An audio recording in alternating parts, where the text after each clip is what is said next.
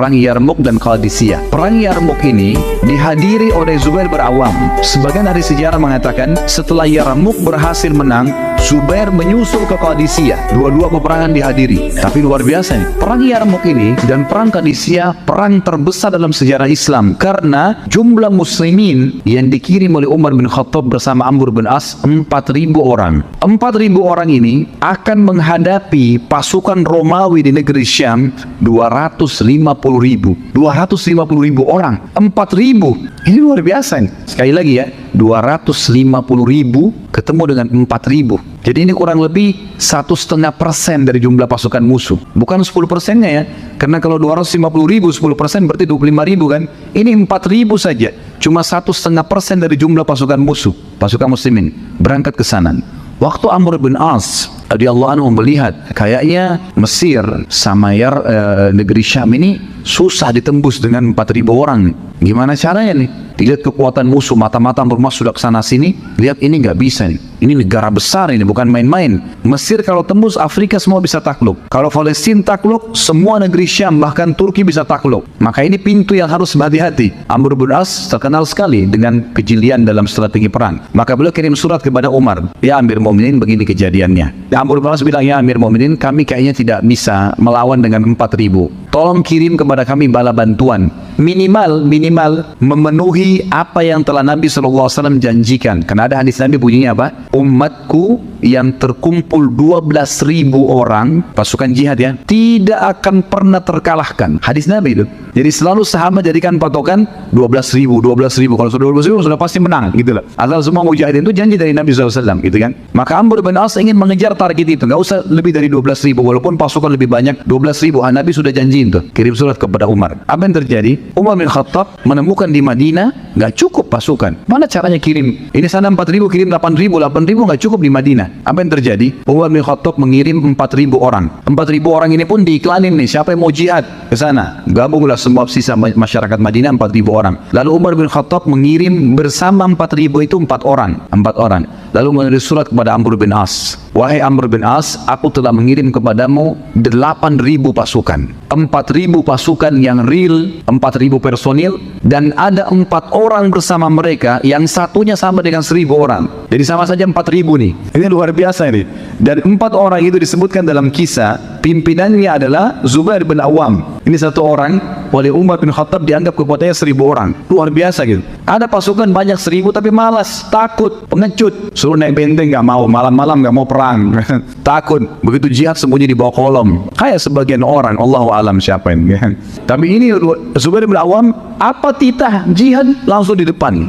Bukan sembarangan orang-orang seperti ini, luar biasa. Kata Umar, dan saya ngirim bersama 4.000 itu 4 orang yang kekuatan mereka adalah 4.000. Setiap orang di antara mereka punya kekuatan 1.000 orang. Tentu di sini disebutkan oleh sebagian tentang siapa saja orang-orang itu, tapi yang jelas mereka adalah pimpinannya Zubair ibn Awam. Sebagian ya disebutkan bahwasanya yang dikirim adalah Zubair pimpinannya, kemudian yang kedua Miqdad. Miqdad ini tadi yang saya bilang juga sahabat Nabi yang mulia. Ini juga orang yang sangat pemberani. Nanti ada bahasan sendiri tentang dia ya. Ini memang Umar juga hitung kekuatannya 1.000 orang. Kemudian yang ketiga Ubadah bin Samit. Ubadah bin Samit termasuk sahabat Nabi yang pemberani dan juga dia ahli faraid. Kemudian ada Maslamah bin Makhlad.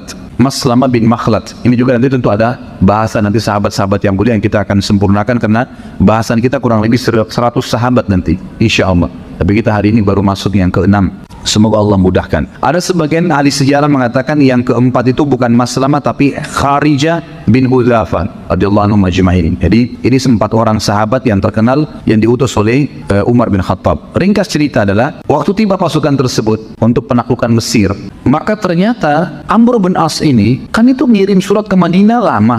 Dari negeri Syam, dari wilayah perbatasan Mesir ke Madinah itu bisa sebulan jalan ngantar surat. Balasan Umar bin Khattab menyiapkan pasukan balik dari ke sana lama. Dan ternyata waktu Zubair bin Awam tiba di wilayah Mesir yang akan ditelepon oleh Amr bin As ini, itu Amr bin As sudah mengepung selama 7 bulan. Nggak berhasil. Jumlah pasukannya cuma 4.000 tapi berhasil mengepung gitu kan. Begitu Zubair bin Awam datang, tanya Amr bin As, ada apa nih? Kita belum bisa tembus. Tanpa banyak ngomong nih, Zubair bin Awam langsung tarik beberapa temannya, naik kuda, kelilingin benteng itu. Dikelilingin sama dia semua, dilihat kondisinya. Disebarin orang-orang di situ, dilihat sama kekuatannya di mana nih. Orang-orang yang di atas ini, yang musuh-musuh yang tadinya siapin panah, kalau ada yang mau coba jerang, lihat ini pasukan sedikit segelintir 5-6 orang tapi kelilingin benteng itu semuanya. Dan Amr bin As tidak punya strategi ini awalnya. Begitu selesai, ternyata Zubair bin Awam untuk kelilingi, dia cari celah mana yang bisa naik di tembok nih. Begitu selesai dia balik, dia bilang sama Amr bin As, izinkan saya untuk bisa menembus benteng. Kata Amr, kalau bisa silahkan. Ya sudah 7 bulan kita kempung nggak bisa-bisa. Dia bisikin 5 orang temannya, cuma 5 orang nih. Kalau kalian dengar takbir saya, ikut dari belakang. Teman-temannya sudah tahu Zubair bin Awam ini suka melakukan strategi yang luar biasa gitu. Zubair ini akhirnya taruh tangga yang mereka buat kayak kita sekarang ini, tangga kayu. Memang zaman dulu begitu, kalau mereka mau nyerang tembok, mereka taruh tangga, mereka naik. Ya nasib-nasiban, kadang-kadang dari atas dipanahin, kadang-kadang dilemparin timah panas lah, apalah seperti lumpur panas, bukan timah, lumpur panas dipanasin terus untuk menjatuhkan musuh gitu kan. Tapi seperti itulah Zubair bin Awam ini membiarkan pasukan tetap berdiri, dan musuh ini mengira bahwasanya muslimin belum menyerang, maka dia cari sisi tembok yang kosong, lalu dia naik sendirian. Begitu dia naik sendirian, dia naik, kemudian dia bunuh beberapa orang di atas situ, kemudian dia takbir, Allahu Akbar, temannya yang 5 orang naik semua. Begitu naik, mereka 5 orang ini masuk bobrak-abrik di dalam sampai berhasil membuka pintu gerbang. Hari pertama tiba, yang tadinya Amr bin As sudah 7 bulan ngepung nggak bisa-bisa, hari pertama tiba sudah tembus benteng. Akhirnya Mesir takluk, sampai kata ulama apa? Yang panen pahala masyarakat Mesir dan Afrika Zubair bin Awam. Gara-gara keberaniannya ini tembus benteng, masuk Islam, sampai sekarang Mesir Muslim. Negeri di sebelahnya semua yang takluk setelah itu, Tunis, Jazair, Maroko, kemudian ke bawah semua ya, itu semua masuk Islam justru kena pintunya dari Mesir. Zubair bin Awam hanya karena keberanian yang luar biasa, yakin tentang janji Allah, menembus sendirian, karena dia tahu dia mati syahid gitu kan. Tapi kalau dia tidak mati, berhasil kayak sekarang menembus, dan semua orang akhirnya ya di Mesir dan di Afrika saat masuk Islam, dan sampai kapanpun itu terjadi, Zubair bin Awam panen pahalanya hanya karena kiprah yang luar biasa di medan jihad.